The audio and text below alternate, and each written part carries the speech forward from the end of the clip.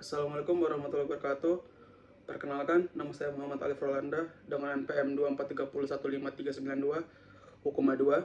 Di sini saya akan mempresentasikan tentang tugas perdata, yaitu perwalian anak oleh orang tua kandung dalam perspektif teori dan praktek di pengadilan agama oleh Dr. Andes Haji Saifuddin SHMH.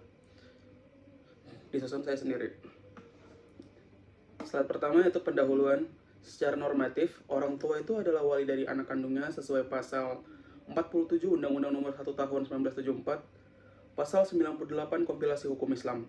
Namun, dalam praktek, untuk melakukan tindakan hukum seperti jual beli atas nama anak, itu diperlukan beberapa penetapan perwalian dari pengadilan agama.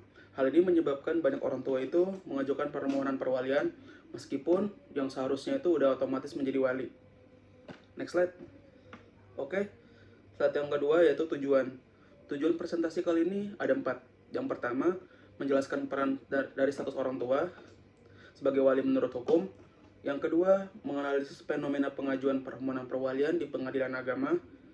Ketiga, mengidentifikasi faktor yang menyebabkan perwalian itu harus ditetapkan oleh pengadilan. Yang terakhir atau yang keempat, menelaah dasar hukum yang digunakan dalam penetapan perwalian. Next slide. Oke, kita akan masuk ke pokok pembahasan. Agak panjang, cuman mari kita bedah satu-satu. Oke, pembahasan kali ini yaitu yang pertama, dasar hukum perwalian. Di sini saya menuliskan ada 3. Yang pertama, pasal 47 Undang-Undang Nomor 1 Tahun 1974, orang tua itu berhak mewakili anak dalam dan luar pengadilan. Yang kedua, pasal 98 Kompilasi Hukum Islam, kekuasaan orang tua atas anak berakhir saat anak mencapai usia 21 tahun bahkan atau udah menikah. 3. Pasal 50 ayat 1 Undang-Undang Nomor 1 Tahun 1974, perwalian mencakup aspek pribadi dan harta anak. Next slide. Proses permohonan perwalian. Yang pertama, pihak yang mengajukan itu biasanya orang tua tunggal, ibu atau ayah, terserah, yang ditinggal meninggal. 2. Tujuan permohonan. Umumnya ini untuk menjual harta warisan anak demi kelangsungan hidup keluarganya.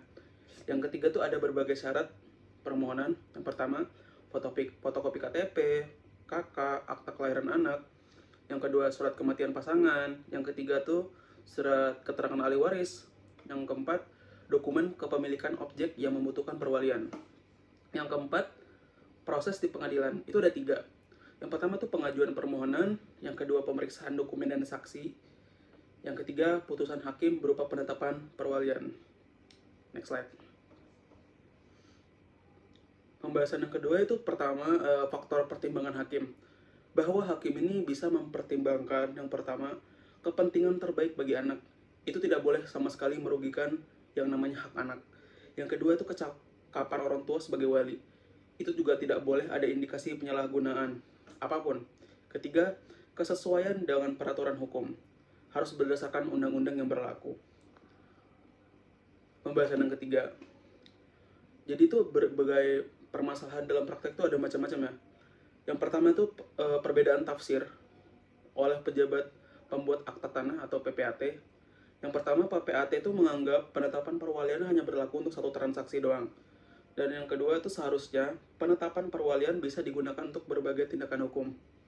Yang ketiga, ultra peltitum dalam penetapan perwalian. Kadang itu hakim memberikan amar yang lebih dari yang diminta. Seperti izin jual beli. Yang kedua, berdasarkan pasal 5 ayat 1 Undang-Undang Kekuasaan Kehakiman, hakim harus menggali fakta di masyarakat. Oke. Yang terakhir, kesimpulan. Kesimpulan dari materi kita hari ini atau kali ini, yang pertama, orang tua itu secara otomatis adalah wali anaknya, tapi dalam praktek tetap membutuhkan penetapan perwalian. Yang kedua, penetapan perwalian sering diajukan karena kebutuhan transaksi hukum, khususnya terkait harta warisan anak. Yang ketiga, hakim tuh bisa mempertimbangkan kepentingan anak dan legalitas sebelum mengabulkan permohonan. Yang keempat, perbedaan tafsir antar pengadilan dan PPAT menyebabkan ketidakpastian hukum.